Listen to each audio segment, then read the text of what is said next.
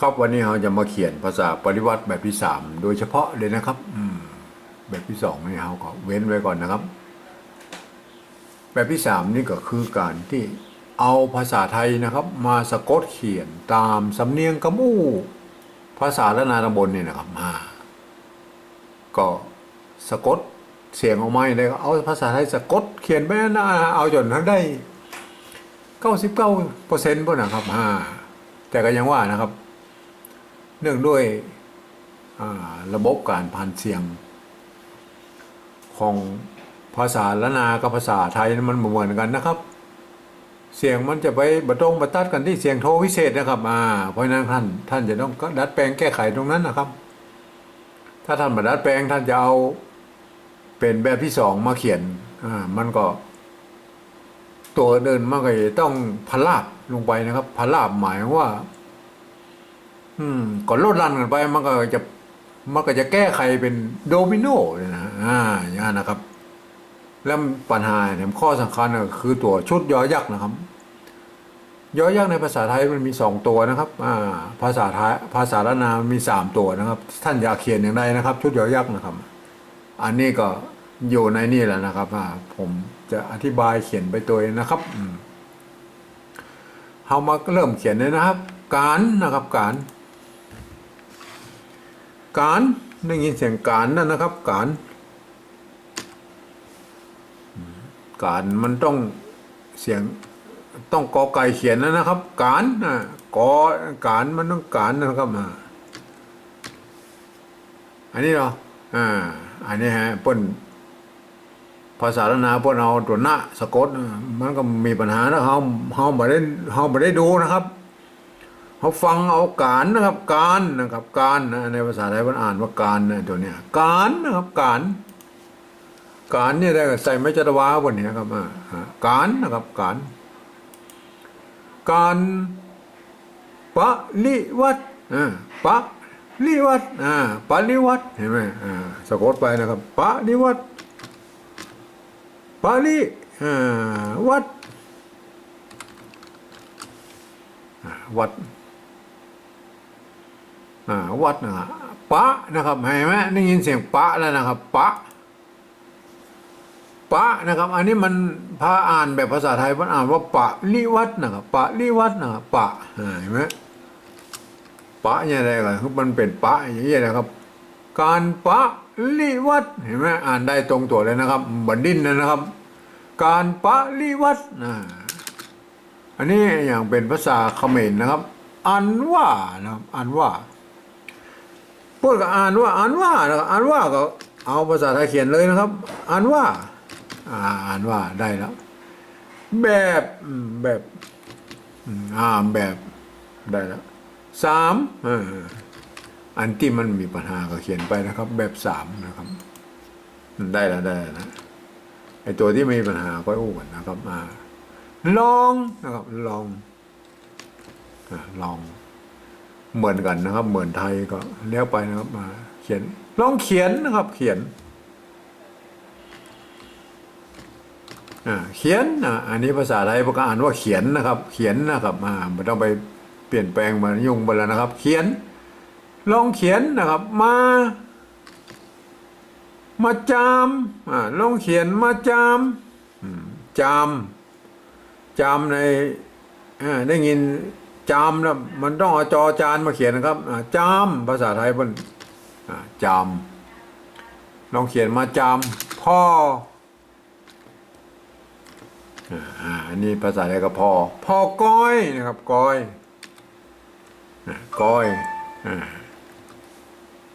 อันนี้ก็ก้อยนะครับซักนะครับซักโน่ซักตั้งซักนะครับอันนี้ภาษาไทยเพิ่นอ่านว่าอย่างไงนะครับเพิ่นอ่านว่าสักนะครับเสียงเอกนะครับซักนะครับทางบนว่าอ่านว่าซักนะครับซักใส่ไม่จัตวาวันซักนะครับซักตั้งมาละเสียงโทพิเศษนะครับเสียงโทพิเศษตั้งเอาภาษาไทยมาสะกดเขียนได้มันก็ตั้งนะครับตั้งนะครับตั้งเสียงโทปกติต่างหากนะมันบัดตั้งโดย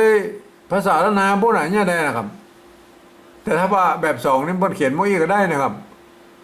ปกตั้งแล้วนะครับอันนี้แบบสามเอาภาษาไทยมาเขียนนะครับเมื่อภาษาไทยเขียนอ่านแบบภาษาไทยก็อ่านว่าตั้งนะครับตั้งเห็นไหมมันไม่ได้นะครับก็แล้วสุดแล้วแต่ไผจะเขียนนะครับไผจะเขียนอย่างนี้ก็ได้นะครับบ่เป็นหยังแต่มันก็ตัวอื่นมันก็พลาบลงไปหมดนะครับมันก็จะต้องเป็นกายเป็นใจเป็นอันอย่างมู้ไปหมดจางอันอย่างมู้ผมจะเปลี่ยนแปลงตัวนี้ตัวเดียวนะครับตัวที่เป็นเสียงโทพิเศษนี่นะครับผมจะตัวอื่นนี่ผมจะปฏิวัติผมจะเขียนแบบเอาภาษาแล้วเขียนกำใดกำนั้นได้เลยนะครับไม่ต้องมีปัญหาตัวนี้ตัวเดียวเพราะว่าพ้นมีเสียงโทพิเศษมาให้นะครับเพราะฉะนั้นผมจะปฏิวัติก็คือการเอาจุดประดับไว้ในกรรมที่มีเป็นเสียงโทพิเศษนี่เท่านั้นนะครับเห็นไหมครับใส่จุดเข้าไปประกอบไม่โทนี่ภัยกระจ้างที่เข้ามาจะเป็นฝรั่งมังค่าคนไทยหรือคนอื่นใดในโลกนี้นะครับเข้ามาอ่านแล้วนะถ้ามีแบบที่ผมเขียนนี่กรรมที่มีจุดประดับไม่โทนี่คืออ่านออกเสียงโทพิเศษนะครับ ตั้งนะครับเนี่ยมาได้เลยนะครับบังคับเลยนะครับบังคับเพราะว่ามันการปฏิวัติอะไรที่ต้องมีการบังคับนะครับผมเคยไปเห็นหมู่เวียดนามอพยพนะครับในปีประมาณปี2627เนี่ยนะครับตอนนั้นทำงานชายแดนอยู่ประมาณเมืองลาวกับเขมรเนี่ยนะครับเขาเขียนชื่อของเขานะครับ มีหมวกมีเอาภาษาอาหรับิกเอามาเขียนนะครับ ตัวอังกฤษเนี่ยนะครับอาหรับิกมาเขียนแล้วก็ใส่หมวกใส่ลุ่มใส่เครื่องหมายอย่างว่าวุ่นวายหมดนะครับเขาก็ปริวัติภาษาของเขาเหมือนกันนะครับ ก็คือเอาภาษาอ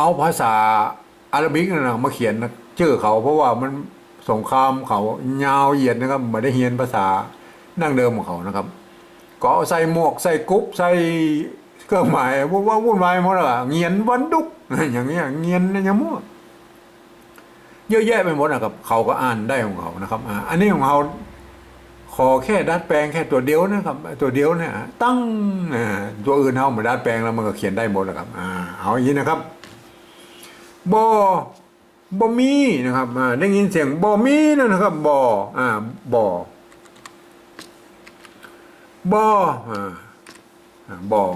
อกรรมไทยเพื่อเขียนมุ้ยบอแล้วนะครับบอมีกดนะครับกดเกณฑ์กดเกณฑ์บอมีกดเกณฑ์ก็เอาอันนี้มันกดนะครับกดนะ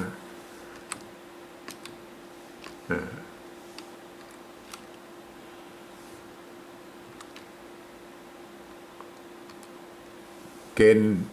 ฑ์ในภาษาไทยก็คือตัวทะตัวทางตัวนี้นะครับมันก็เป็นตัวดะนะครับตัวนี้ก็คือแทนตัวดะของไทยเขาเพิ่นนะครับกฎเกณฑ์นะครับได้ยินเสียงว่ากฎเกณฑ์นะฮะอันนี้มันกฎเกณฑ์เกณฑ์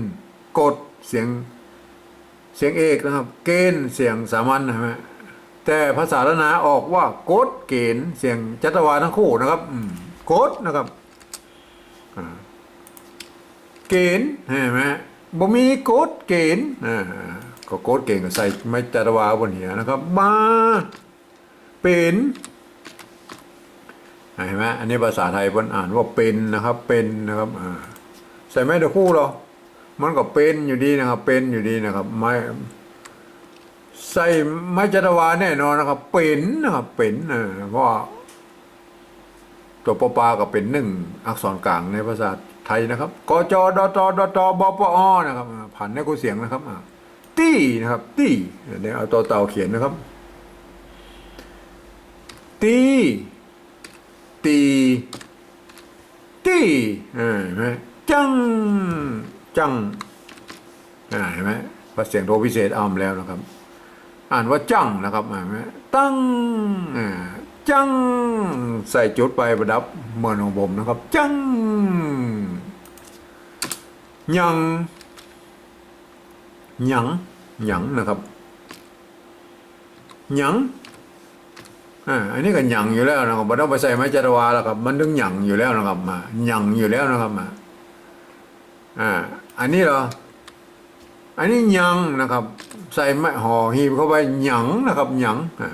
หยั่งมาหยั่งมาลุงลังลุงลังลุงลังก็มีปัญหาครับเสียงยังอิ่มมีปัญหาเหียนะครับเหียอันนี้ไม่กี้ไม่เกยก็ไม่เกี่ยก็ไม่เกยของภาษาละนามันเหมือนกับภาษาไทยนะครับเหียนะครับเหียอันนี้มันเหียยังเหียแล้วนะครับเหียอันนี้ก็อ่านเหียแล้วก็ไม่ต้องไปใส่ไม้จัตวาแล้วกับเหียนะครับเหียเต้นะครับเต้เต้เสียงแต้มันต้องเอาต่อเต่าเขียนนะครับเห็นไหมตัวตะนะครับอันนี้ไม้ขอจ้างแต่ถ้าเขียนเป็นภาษาไทยแต้ตัวต่อเต่าผันได้กูเสียงนะครับก็ใส่ไม่ตีบนแต้นะเฮียแต้เฮียแต้นะครับ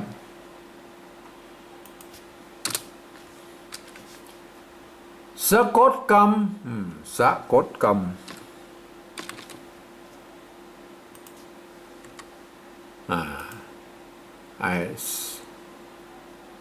มันจะต้องใส่สระไม่กายนะครับเห็นไหมอันนี้มันอ่านว่าเขียนลมีมันก็ไม่ได้นะครับสะนะอันนี้อ่านภาษาไทยว่าอ่านว่าสะนะครับเสียงเอกกดนะครับกดเสียงเอกนะครับสะกดทั้งบนนี่มันอ่านว่าอะไรนะครับอ่านว่าสะนะครับตัวนี้มันเป็นตัวสะนะครับก็ต้องอ่านว่าสะนะครับตัวกะโดนเด็กก็กดนะครับสะกดนะครับสะกดเห็นไหมอันนี้มันสะกดนะฮะเห็นไหมสะนะครับสะกดกดใส่ไม้จัตวาทั้งกู้เลยสะกดกรรมนะครับกรรมได้ยินเสียงกรรมแล้วมันต้องเอากอไก่มาเขียนกรรมเห็นไหมได้กรรมหนุนยังหนุนนะมันหนุนเห็นไหมหนุนนำหนุนนำมากอันนี้ก็มากแล้วนะครับมากแม่แม่เสียงตีบ่มีปัญหานะครับมันมีปัญหาในสลับกรรมหมู่นี้นะครับเขียน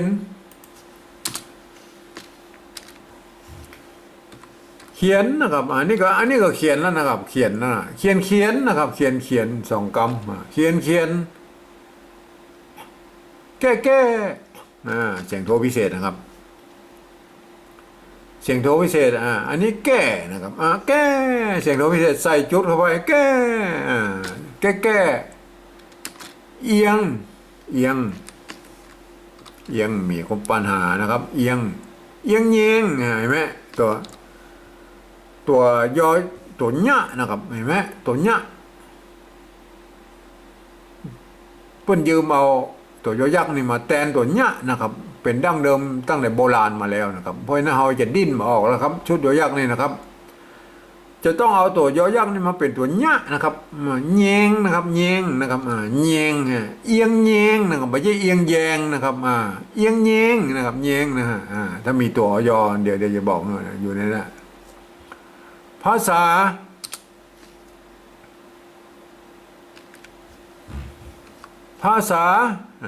อันนี้ภาษาละภาษาไต้นะครับไต้เนี่ยตัวตะนะครับไต้นะครับบางคนไว้อ่านไทยก็สมัยใหม่นะครับแต่ผมเกิดมาน้อยๆผมก็นอนปะอุ้ยผมว่าคนไต้นะครับคนไต้หมู่ไต้อู้ไต้เปิ้นเอาตามป้ออุปอุ้ยนี่ผมเป็นน้อยนะครับโอ้สบายมากกะขาข้างผมได้ถ้อยเดียวนะครับกะขาข้างนะครับนั่นล่ะภาษาไต้นั้นสุดนะครับอันนี้เห็นไหมเขียนแล้วปั๊บลองเทียบอ่านนะครับว่าจะใส่ไม้จัตวาหรือไม่ครับ นึกถึงว่าคนไทยว่าจะอ่านอย่างไรนะครับอ่านว่าสุดนะครับสุดนะสุดเนี่ยได้ก็ใส่ไม่จัตวาบนน่ะสุดดันดันเสียงโทพิเศษนะครับเห็นไหมเสียงโทพิเศษก็ใส่จุดลงไปดันบังคับเลยนะครับแสวงนะครับกรรมนี้มันเป็นกรรมผสมนะครับอนุโลมเพื่อเขียนได้สองแบบนะครับจะเขียนแบบรวมอย่างนี้ก็ได้คือแสวงนะครับแสวงหรือแยกนะครับแยกเขียนนะครับมันก็จะต้องเขียนนี่นะครับก็แล้วแต่ชอบนะครับคือถ้าเราบ่ต้องการเขียนยาวแล้วครับก็เอากรรมนี่นะอนุญาตให้กรรมนะครับแสวงนะครับแสวงเนี่ยนะอันนี้มันไทยประกอ่านว่าแสวงอยู่แล้วแสวงก็อนุโลมกรรมนึงนะครับเลยจะเขียนแบบยาวอีกก็ตามใจนะครับแสวง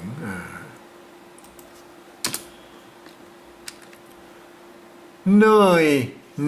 นะครับเนยเนยเอาภาษาไทยมาสะกดให้ได้เนยนะครับไม่ใช่เหนื่อยนะครับภาษาละนาออกเนยนะครับเนยใจเนยไม่ใช่เหนื่อยไม่ใช่เหนื่อยใจไม่ใช่เนยใจเนยกายเนยปอได้ยินเสียงปอแล้วมันต้องเอาปอปลาเขียนนะครับปอปอละปอแหงนะครับแหงแหงมันต้องหอนหูเขียนนะครับแหงโจรนะครับเห็นไหมเอาวิธีเอาจะใส่ไม้จัตวาหรือไม่ภาษาไทยมันอ่านว่าอย่างครับอ่านว่าโจรนะครับโจรอันนี้มันอ่านว่าโจรนะครับโจรโจรใส่ไม้จัตวาปอเอาละมาเจอแล้วครับยันนะครับเห็นไหมยันเขาต้องรู้แล้วว่าเป็นตัวอยเงานะครับยันนะครับยันนะครับเห็นไหมยันอยนะครับไม่ใช่เอาหอหีบใส่นะครับยันอันนี้เป็นยันยอนะครับยันเมื่อท่านจะเขียนแบบผมเลยต้องอยเขียนนะครับยันอันนี้ก็ยันอยนะครับยันเห็นไหมยันนะครับเห็นไหมยันเสียงโทพิเศษใส่จุดไว้นะครับมาใส่จุดไว้ถ้าเอาหอหีบเขียนนะครับแบบนี้นะถ้าเขียนแบบคำไทยประกาอ่านนะครับย่านนะครับย่านแต่มันจะไปมันจะมาปนกับไอ้แยงเนี่ยนะครับแยงเนี่ยครับมันจะมาปนกับตัวแยงมันก็เป็นย่านนะครับเอาแน่นอนดีกว่านะครับมันคือระบบตัวอยนี่เป็นยอยักษ์ไทยนะครับย่านนะครับย่านก็เขียนไม่ซ้ำออกไปนะครับเห็นไหมครับต่อไปนี้ก็คงจะต้องให้คนไทยฝรั่งมังค่าเข้ามาอ่านเลยนะครับเชิญแล้วนะครับถ้ากรรมที่มีแบบที่ผมเขียนนี่นะครับกรรมที่มีจุดนี่คืออ่านออกเสียงโทพิเศษนะครับ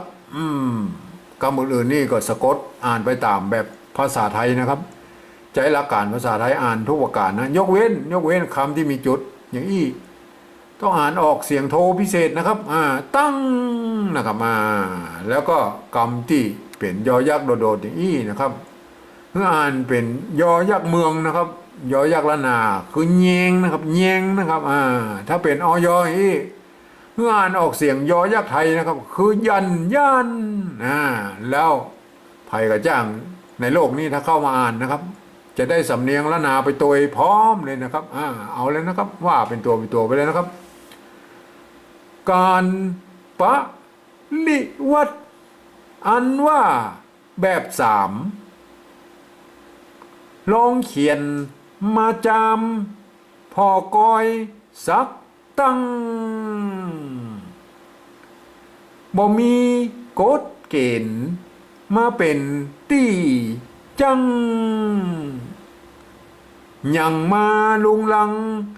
เฮียแต่สะกดกรรมหนุนนำมากแม่เขียนแก้เอียงแยง ภาษาไต้นั้น สุดดันแสวงเหนื่อยปอแหงจนปอยัน จนปอยัน ครับก็เป็นชะนี้แหละ